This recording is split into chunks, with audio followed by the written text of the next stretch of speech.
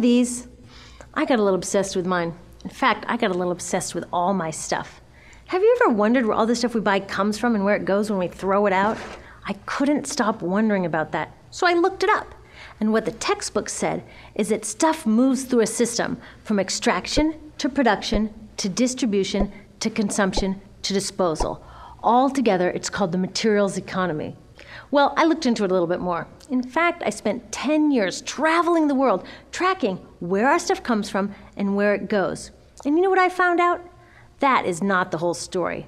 There is a lot missing from this explanation. For one thing, this system looks like it's fine.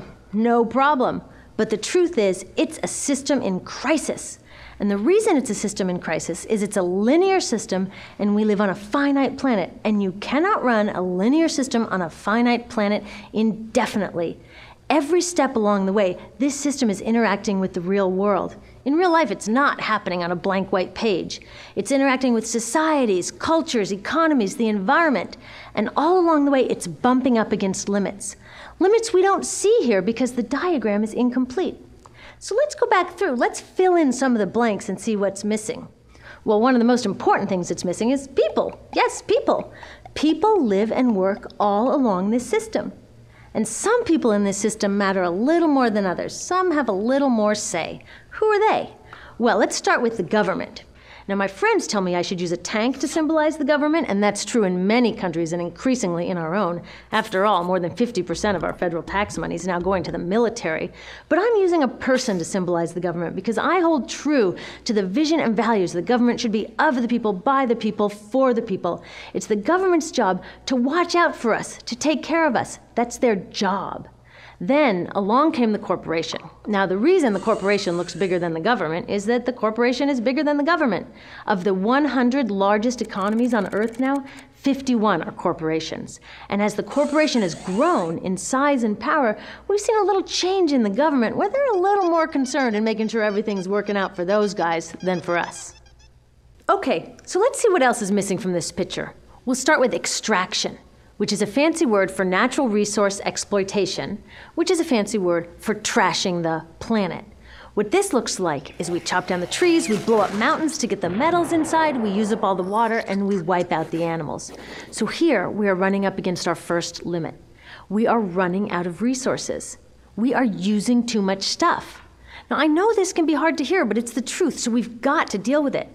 In the past 3 decades alone, 1/3 of the planet's natural resource space has been consumed. Gone. We are cutting and mining and hauling and trashing the place so fast that we're undermining the planet's very ability for people to live here. Where I live, in the United States, we have less than 4% of our original forests left. 40% of the waterways have become undrinkable. And our problem is not just that we're using too much stuff, but we're using more than our share. We have 5% of the world's population, but we're using 30% of the world's resources and creating 30% of the world's waste.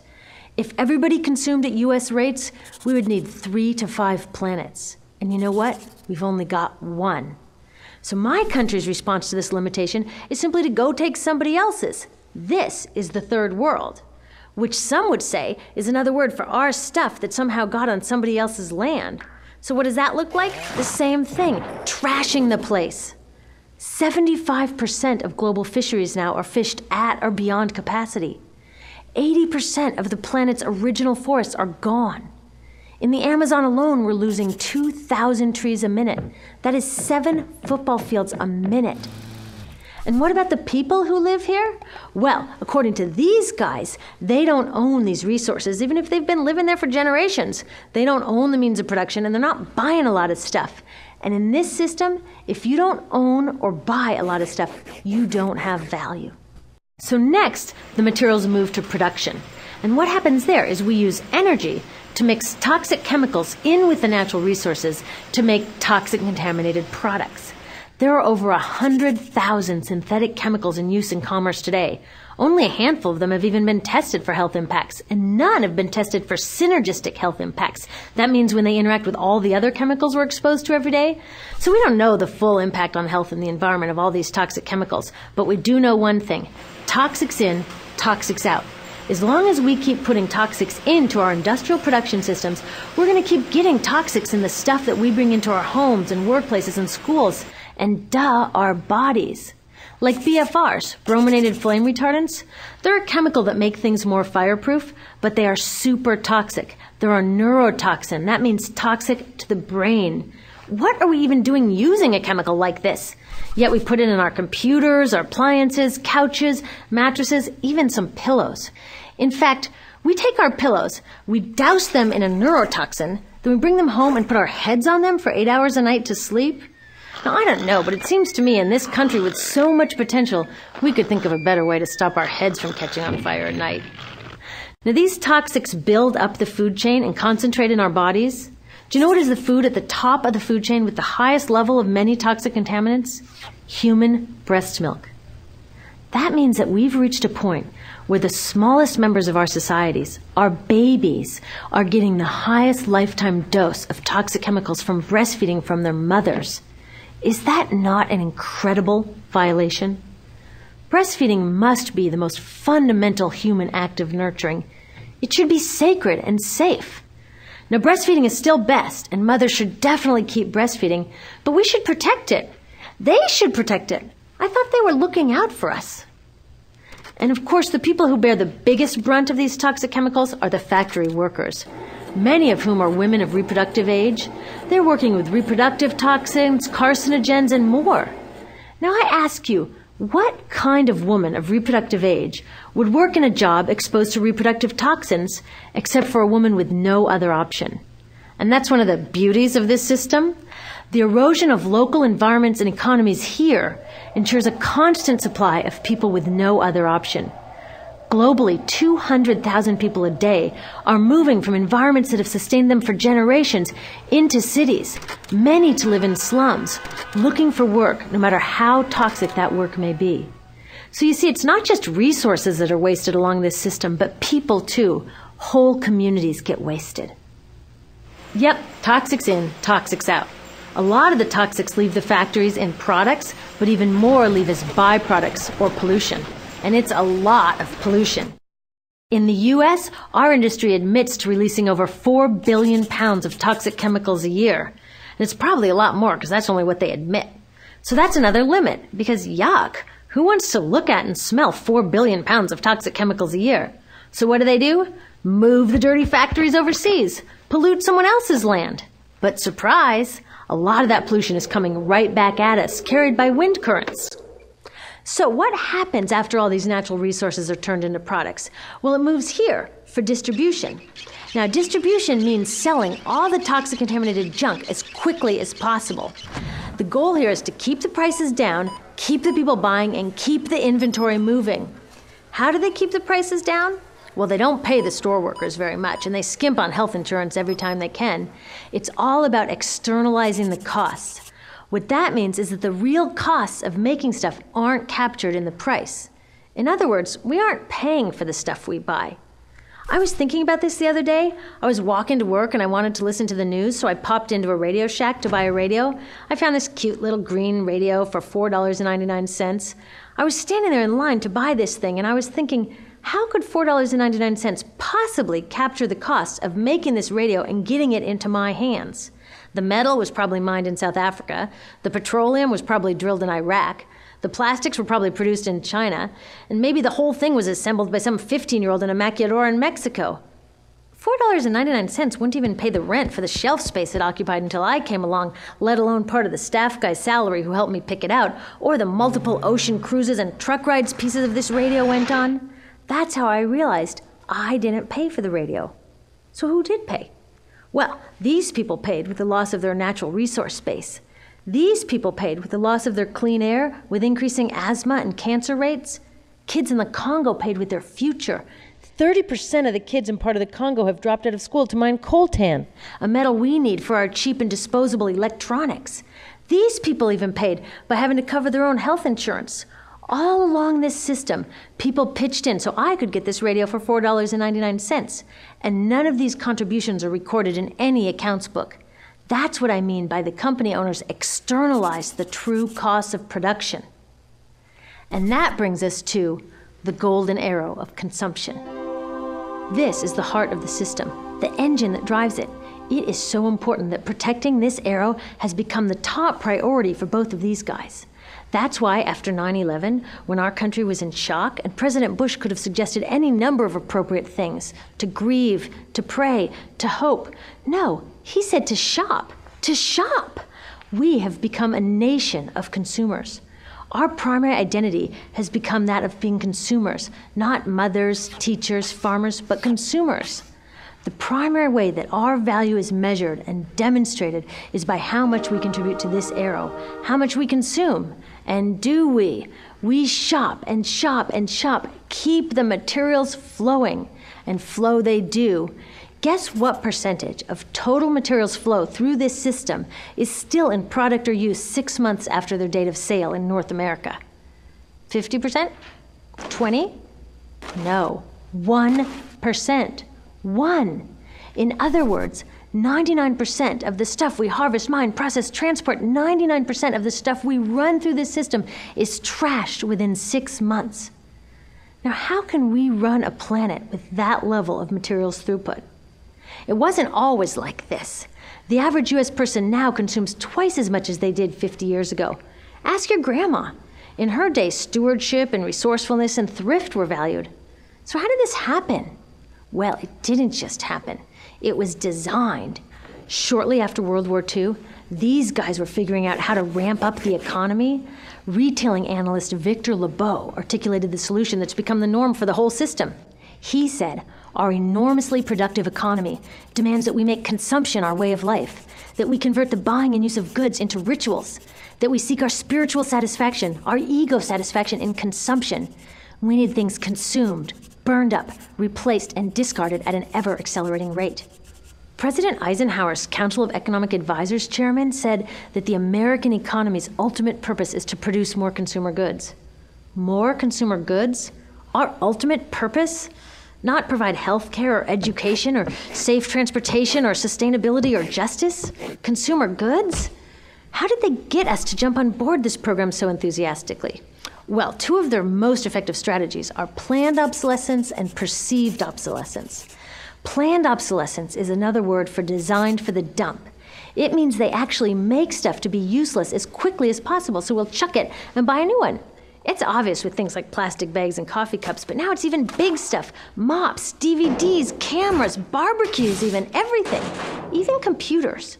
Have you noticed that when you buy a computer now, the technology is changing so fast that in just a couple of years, it's actually an impediment to communication? I was curious about this, so I opened up a big desktop computer to see what was inside. And I found out that the piece that changes each year is just a tiny little piece in the corner. But you can't just change that one piece because each new version is a different shape. So you gotta chuck the whole thing and buy a new one. So I was reading industrial design journals from the 1950s when planned obsolescence was really catching on. These designers are so open about it. They actually discuss how fast can they make stuff break that still leaves the consumer having enough faith in the product to go out and buy another one. It was so intentional. But stuff cannot break fast enough to keep this arrow afloat. So there's also perceived obsolescence. Now, perceived obsolescence convinces us to throw away stuff that is still perfectly useful. How do they do that? Well, they change the way the stuff looks. So if you bought your stuff a couple of years ago, everyone can tell that you haven't contributed to this arrow recently. And since the way we demonstrate our value is contributing to this arrow, it can be embarrassing. Like, I've had the same fat white computer monitor on my desk for 5 years. My coworker just got a new computer. She has a flat, shiny, sleek monitor. It matches her computer, it matches her phone, even her pen stand. She looks like she's driving in Spaceship Central, and I look like I've got a washing machine on my desk. Fashion is another prime example of this. Have you ever wondered why women's shoe heels go from fat one year to skinny the next to fat to skinny? It's not because there's some debate about which heel structure is the most healthy for women's feet. It's because wearing fat heels in a skinny heel year shows everybody that you haven't contributed to that arrow as recently, so you're not as valuable as that person in skinny heels next to you, or more likely in some ad. It's to keep us buying new shoes. Advertisements and media in general plays a big role in this. Each of us in the US is targeted with over 3,000 advertisements a day. We see more advertisements in 1 year than people 50 years ago saw in a lifetime. And if you think about it, what's the point of an ad except to make us unhappy with what we have? So 3,000 times a day, we're told our hair is wrong, our skin is wrong, our clothes are wrong, our furniture is wrong, our car is wrong, we are wrong, but it can all be made right if we just go shopping. Media also helps by hiding all of this and all of this. So the only part of the materials economy we see is the shopping. The extraction, production, and disposal all happens outside of our field of vision. So in the US, we have more stuff than ever before, but polls show that our national happiness is actually declining. Our national happiness peaked in the 1950s, the same time that this consumption mania exploded. Interesting coincidence. I think I know why. We have more stuff, but we have less time for the things that really make us happy. Friends, family, leisure time. We're working harder than ever. Some analysts say we have less leisure time than any time since feudal society. And do you know what the two main activities are that we do with the scant leisure time we have? Watch TV and shop. In the US, we spend 3 to 4 times as many hours shopping as our counterparts in Europe do. So we're in this ridiculous situation where we go to work, maybe 2 jobs even, and we come home and we're exhausted, so we plop down on our new couch and watch TV, and the commercials tell us you suck, so you gotta go to the mall to buy something to feel better, and then you gotta go to work more to pay for the stuff you just bought, so you come home and you're more tired, so you sit down and you watch more TV, and it tells you to go to the mall again, and we're on this crazy work, watch, spend treadmill, and we could just stop. So in the end, what happens to all the stuff we buy anyway? At this rate of consumption, it can't fit into our houses, even though the average house size has doubled in this country since the 1970s. It all goes out in the garbage. And that brings us to disposal. This is the part of the materials economy we all know the most because we have to haul the junk out to the curb ourselves. Each of us in the United States makes 4.5 pounds of garbage a day. That's twice what we each made 30 years ago. All of this garbage either gets dumped in a landfill, which is just a big hole in the ground, or if you're really unlucky, first it's burned in an incinerator and then dumped in the landfill. Either way, they both pollute the air, land, water, and don't forget, change the climate. Incineration is really bad. Remember those toxics back in the production stage? Well, burning the garbage releases the toxics up into the air. Even worse, it makes new super toxics, like dioxin. Dioxin is the most toxic man-made substance known to science, and incinerators are the #1 source of dioxin. That means that we could stop the #1 source of the most toxic man-made substance known just by stopping burning the trash. We could stop it today. Now, some companies don't want to deal with building landfills and incinerators here, so they just export the disposal too. What about recycling? Does recycling help? Yes, recycling helps. Recycling reduces the garbage at this end, and it reduces the pressure to mine and harvest new stuff at this end. Yes, yes, yes, we should all recycle, but recycling is not enough. Recycling will never be enough for a couple reasons. First, the waste coming out of our houses is just the tip of the iceberg. For every 1 garbage can of waste you put out on the curb, 70 garbage cans of waste were made upstream just to make the junk in that 1 garbage can you put out on the curb. So even if we could recycle 100% of the waste coming out of our households, it doesn't get to the core of the problems. Also, much of the garbage can't be recycled, either because it contains too many toxics or it's designed not to be recyclable in the first place. Like those juice packs, where they have layers of metal and paper and plastic all smushed together, you can never separate those for true recycling. So you see, it is a system in crisis. All along the way, we're bumping up against limits. From changing climate to declining happiness, it's just not working.